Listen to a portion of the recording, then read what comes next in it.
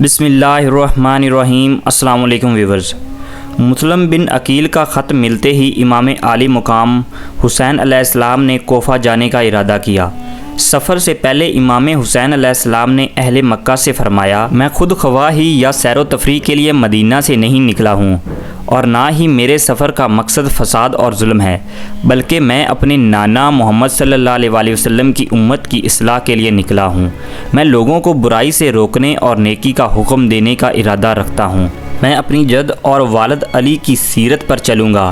جس وقت امام حسین کوفہ کے لیے روانہ ہونے لگے تو محمد بن حنیفہ، ابن عمر اور ابن عباس جیسے صحابہ کرام نے آپ کو کوفہ جانے سے روکا۔ لہذا امام نے فرمایا، میں جانتا ہوں کہ یقیناً میں قتل کر دیا جاؤں گا، اور خدا کی قسم میں اس روز کو بھی جانتا ہوں جس روز میرا قتل ہوگا، اور اپنے قاتل اور دفن ہونے کی جگہ کو بھی جانتا ہوں۔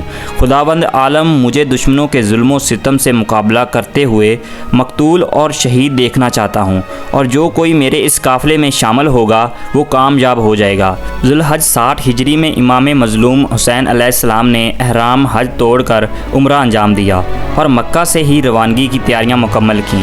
اس مختصر سے قافلے میں آپ کے اہل بیت شامل تھے، جن میں آپ کے بیٹے، بھتیجے، بہنیں، عورتیں اور بچے کل 18 فرد تھے۔ آپ کے ساتھیوں اور اصحاب کو لے کر کل 72 فرد شامل تھے۔ مکہ سے کربلا کا فاصلہ تقریباً 1700 کلومیٹر ہے۔ اس زمانے میں یہ فاصلہ ایک مشکل اور تکلیف دہ راستہ تھا، جس پر جگہ بہ جگہ گرم تپتی صحرا، بنجر راستے اور بیابان تھے۔ روایتوں کے مطابق مکہ سے کربلا تک کے اس طویل سفر میں امام حسین نے تقریباً 14 مقام پر پڑاؤ ڈالا، اور ہر مقام پر آپ نے ایک خطبہ دے کر لوگوں کو اس بات سے آگاہ کیا کہ ان کی منزل شہادت ہے، اور یہ وہ مشن ہے جس سے امت مسلمہ کو بیدار کیا جا سکے گا۔ کس طویل سفر میں صفا نامی ایک مقام آیا جہاں اس قافلے نے ایک دن قیام کیا۔ یہاں امام علیہ السلام کی ملاقات عرب کے مشہور شاعر فرزدیق سے ہوئی، جو امام علیہ السلام سے بے حد متاثر ہوا اور اس قافلے میں شامل ہو گیا۔ حسینی قافلہ آگے بڑھتا رہا اور سفر جاری رہا۔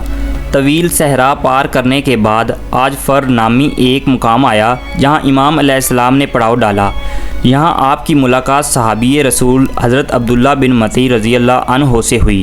حضرت عبداللہ نے امام علیہ السلام کو کوفہ جانے سے منع کیا اور فرمایا کہ کوفہ کی عوام کے دل آپ کے ساتھ ہیں، لیکن تلواریں بنی امیہ کے ساتھ ہیں۔ اس پر امام مظلوم نے فرمایا، تقدیر کو یہی منظور ہے کہ اہل بیت کے مردوں کا لہو بہایا جائے اور اہل بیت کی عورتوں کو اسیر بنا لیا جائے۔ 22 ذی الحج کے دن امام حسین کا یہ قافلہ مقام سالیہ پہنچا۔ یہاں ایک قاصد نے امام حسین کو یہ خبر دی کہ مسلم بن عقیل کو کوفہ میں شہید کر دیا گیا ہے اور وہاں کے حالات بدل چکے ہیں۔ یہ خبر سن کر لوگ گھبرا گئے، لیکن امام حسین علیہ السلام پر سکون رہے۔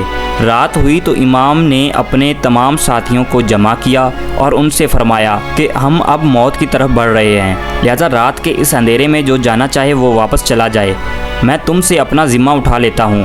اس پر امام کے ساتھیوں کے آنکھوں سے آنسو جاری ہو گئے۔ وہ اس قدر روئے کہ ان کی داڑھی تر ہو گئی۔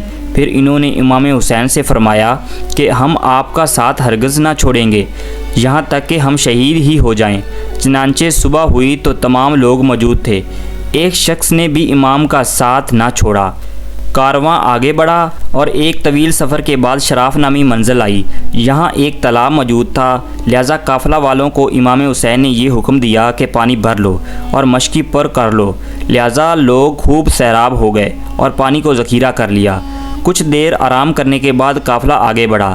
روایتوں سے پتہ چلتا ہے کہ لوگوں کو اس مقام کے بعد کربلا تک پھر پانی میسر نہ ہوا۔ حسینی قافلہ گرم تپتے ریگستان میں کوفہ کی جانب رواں دواں تھی۔ یہ دوپہر کا وقت تھا اور ذی حشم کا علاقہ قریب تھا کہ دور سے کچھ چیز حرکت کرتی نظر آئی۔ غور کرنے پر معلوم ہوا کہ گھڑ سوار فوج ہے، لہذا امام علیہ السلام کے حکم سے آپ کے ساتھیوں نے ہتھیاریں نکالیں اور جنگی محاذ بنایا۔ یہ دراصل 1000 لوگوں پر مشتمل فوج تھی جسے ابن زیاد نے بھیجا تھا۔ اس لشکر کا سپہ سالار حرب بن یزید ریائی نامی شخص تھا۔ ہر کا لشکر جب قافلہ حسینی کے قریب پہنچا تو ہر نے امام سے کہا کہ ہمیں امیر کی طرف سے یہ حکم ملا ہے کہ ہم آپ کو اس وقت تک نہ چھوڑیں جب تک ابن زیاد کے پاس کوفہ نہ پہنچا دیں۔ اس پر امام حسین نے فرمایا، اے لوگو، اللہ سے ڈرو، میں تمہارے پاس اس وقت تک نہیں آیا جب تک تمہارے خطوط مجھے نہیں ملے۔ وہ خطوط تمہارے ہی قاصدوں نے مجھ تک پہنچا دی۔ ہر نے جواب دیا کہ ہمیں ان خطوط کے بارے میں کچھ خبر نہیں ہے۔ لہٰذا امام کے حکم سے آپ کے ایک ساتھی نے خطوط سے بھرے ہوئے 2 تھیلے لائے، ان کے سامنے انڈیل دیے۔ ہر نے کہا کہ خدا کی قسم، میں ان خطوط لکھنے والوں میں سے نہیں ہوں، لیکن مجھے حکم ہوا ہے کہ میں آپ کے ساتھ رہوں یہاں تک کہ آپ کو کوفہ پہنچا دوں۔ اس کے بعد امام نے اپنے ساتھیوں کو حکم دیا کہ سوار ہو جاؤ، اور قافلہ آگے بڑھا۔ حسینی قافلہ قاصدہ کے راستے سے بائیں جانب چل رہا تھا اور ہر کا لشکر آپ کے ساتھ چلتا رہا۔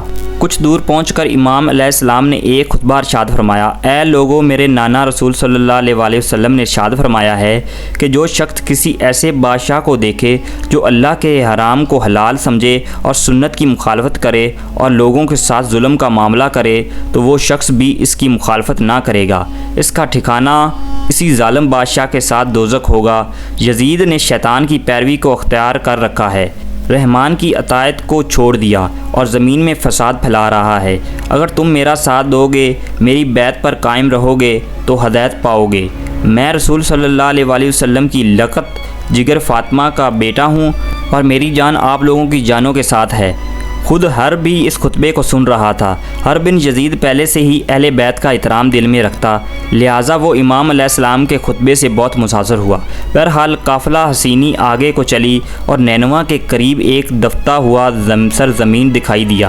یہ 2 محرم کی تاریخ تھی۔ یہاں عمر بن سعد کا ایک عظیم لشکر کھڑا دکھائی دیا۔ امام علیہ السلام نے اپنے ساتھیوں سے پوچھا، اس جگہ کا کیا نام ہے؟ لوگوں نے عرض کیا، کربلا۔